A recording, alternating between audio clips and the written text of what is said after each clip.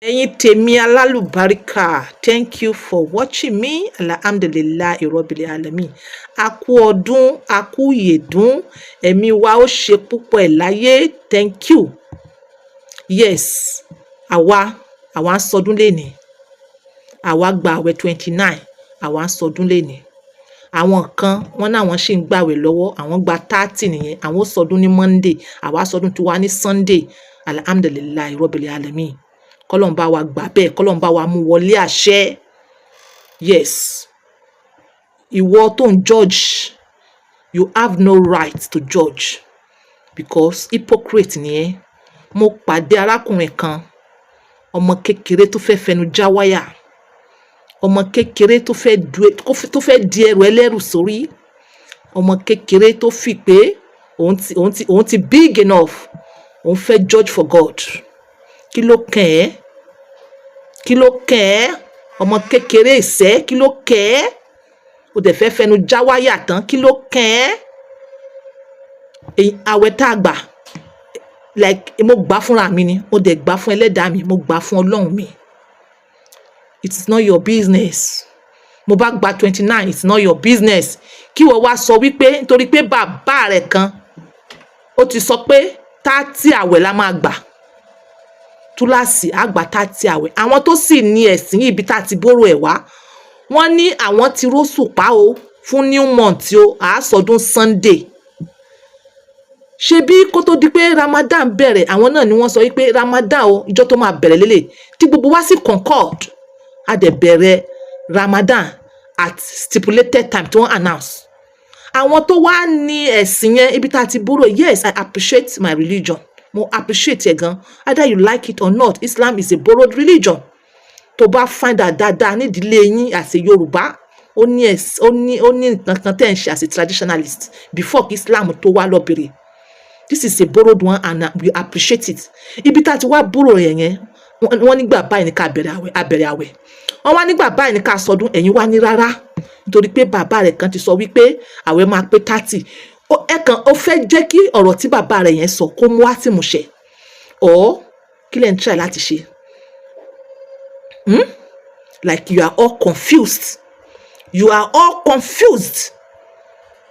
Ẹ dẹ̀ gbàgbé pé àwọn new generation bọ̀, you are all confused. What is wrong with you? Ẹ wá confuse ara yín. Ẹ wá jẹ́ kí ó dàbí pé ẹ fẹ́ mú nǹkan yẹn sú wa. Ibi tá ti bóró, either you like it or not, either I like bí àwọn Sadu ṣe ń ṣe, àbẹ́ I like bí wọ́n ṣe ń ṣe. You cannot deny the fact say the religion is from there. Ó bá mọ̀ gbọ́ Arabic ju bó ṣe yẹ lọ, ó bá lè mọ̀ ìtumọ̀ ju bó ṣe yẹ lọ, borrowed course ni. Wọ́n wá ní okay o, àwọn táwọn announce pé Ramadan bẹ̀rẹ̀, tá dé bẹ̀rẹ̀ Ramadan, wọ́n wá ní okay o, wọ́n ti rí next month tó ká sọdún o. Ẹ wá ní rárá, tí yín ó pé àfìgbà tẹ́ bá rí òṣùpá ní abúlé yín. A jẹ́ pé tó bá dúró pé wàá róṣùpá ní abúlé rẹ̀, wàá gba àwẹ̀ 40 ò tí ì ṣetán o. Ò tí ì ṣetán. Ẹ̀yin ti tèmi, in as much as we borrowed it, a sì máa tẹ̀lé lọ́ wọn yẹn ni. I don't know how you want to do it. Ẹ fẹ́ yà, kò ṣe yà. Kò ṣe yà. I don't know. Face the truth. The truth shall set you free. Ó wá ní àwọn ìyá rẹ̀ kan wọ́n san kàfàrà o, àwọn bàbá rẹ̀ kan wọ́n san kàfàrà 60 kóró gbá lẹ́nu ẹ̀. How do you know? Ìwọ gan, am I sure tó tiẹ̀ ó gbàwẹ̀ báyìí? Torí èèyàn tó bá gbàwẹ̀, ó ṣò lẹ́nu rẹ̀, ó ṣò ní gbogbo ojú rẹ̀ pé ó gbàwẹ̀. Gbogbo ẹ̀kẹ́ ló di dìnkan bí pé òun ò gbàwẹ̀ yìí. Then tó bá tiẹ̀ wá gbà sef, kódà kó gba 40, kó mọ́ gba 30, kó gba 40. Ṣé are you sure Ọlọ́run mú wọlé àṣẹ? Are you sure Ọlọ́run gbà lọ́wọ́ ẹ̀? Are you sure Ọlọ́run gbà lọ́wọ́ ẹ̀? Ó wá la ẹnu, ó wá sọ wípé àwọn tó bá gbàwẹ̀ ọyọ kan tó kù o, àwọn ò láwẹ̀ o, kìnìkan o, wọ́n san kàfàrà. Are you God? Are you judging for God? What is wrong with you? What is wrong with you? Ẹ̀yin ti tèmi, that is my own o. Confusion fẹ́ wá lórí ọdún tá a ṣe yìí. In fact, there is already a confusion because àwọn àkàtì sọdún Sunday báyìí, àwọn kò sọdún lọ́la. Sultan of Sokoto ó kọ́kọ́ sọ pé kò sí àwọn òróṣùpá. Wọ́n sọ pé àwọn òróṣùpá. Ìgbà tó yá tó fi máa di ọwọ́ déré, wọ́n ní wọ́n ti róṣùpá. Òṣùpá, you can cite it even in the middle of the night. Kí ọmọ kan wá jáde wá kó wá sọ bó ṣe sọ yẹn. Kí lẹ fẹ́ sọ ẹ̀sìn yẹn dà gan? Kí lẹ fẹ́ sọ ẹ̀sìn yìí dà gan? Kí lẹ fẹ́ sọ dà? If you don't know, you listen. You listen. You listen. Ẹ lè oversight. Àwẹ̀ yìí máa pé title. How do you know? Àwọn tó ń rí ìdí ẹ̀, wọ́n ti already rí ìdí ẹ̀. Àwọn tó ní. Àkùdẹ̀ sí nǹkan tọ́lọ́run ọba mi ò lè ṣe. Ẹ̀yin ti rí ìdí ẹ̀ pé kíní yìí o, ó máa delay o. Òṣùpá yóò delay lóṣù yìí o. What if Ọlọ́run change ẹ̀ fún yín? Ẹ wá sọ pé torí pé ẹ̀yin ti sọ bẹ́ẹ̀. Dólè ní pé nǹkan tẹ́ ẹ sọ yẹn kó wá sí ìmúṣẹ. Are you God? Are you God? Ẹ máa check gbogbo àwọn nǹkan tẹ́ ń ṣe yìí kẹ́ ẹ máa fall under àṣíríkù. Ọkọ kan pè wá sákìyèsí o.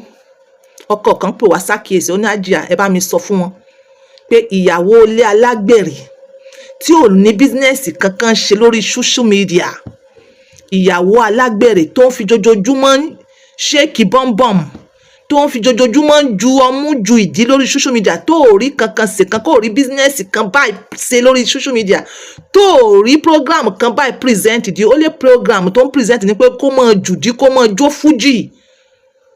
Ọkọ rẹ̀ sọ pé òun jọ ẹ́ lójú o.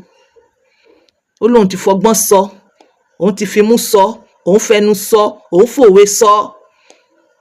Ó lóun jọ ẹ́ lójú ìyàwó ilé alágbèrè. Like you don't have any business on social media. O dẹ̀ ní ọkọ ńlé. Do you want to become a single mother? Do you want to become a single mother? Maybe that is what you are trying to do. Nígbà tó kọ̀rẹ́ ti fimú sọ fojú sọ fojú gbẹ̀sì tó dẹ̀ stop.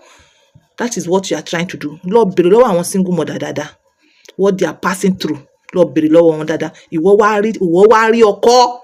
Ìwọ ní ọkọ ńlé, òfin ta tights, òfin ta tẹ́tẹ́, òfin jùdí sí ọkọ lọ́kọ níta, òfin jùdí sí ọkọ, òfin ju ọmú sí ọkọ lọ́kọ níta lórí social media.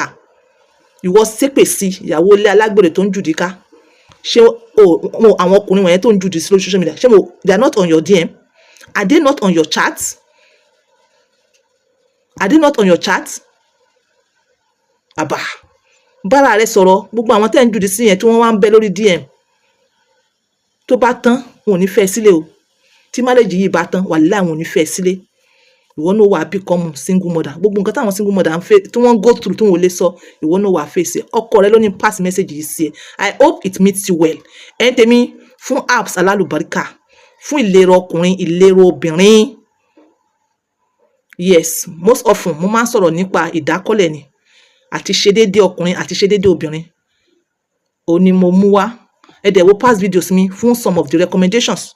Tó bá tọ́jú nǹkan tó ń jẹ, I'm telling you, kò sí nǹkan tó dàbí ìdákọ́lẹ̀. Tó bá tọ́jú nǹkan tó ń jẹ, tó bá dẹ̀ tọ́jú nǹkan tó ń jẹ, kò sí nǹkan tó ń jẹ prostate enlargement. Ìwọ tó bá ti ń experience ìdákọ́lẹ̀, prostate enlargement, yes, like more than 80% wà experience. Especially ìwọ tó ń suffer mò ń tètè wá. Ìwọ tó ń suffer mò ń tètè wá. Tó bá check nǹkan tó ń jẹ, so yẹ wà experience prostate enlargement. So dẹ̀ mọ̀ pé tó bá wá tọ́jú enlargement yẹn, so mọ̀ pé ó lè di cancer. Ọ̀rọ̀ mi ò jù bẹ́ẹ̀ yẹn lọ. For more information, for good apps alálùbáríkà, ẹ contact mi lórí 07015100651. Bye for now. Thank you. Happy Salah. Eid al Mubarak. Ẹ̀mí wo ṣe mi. Bye.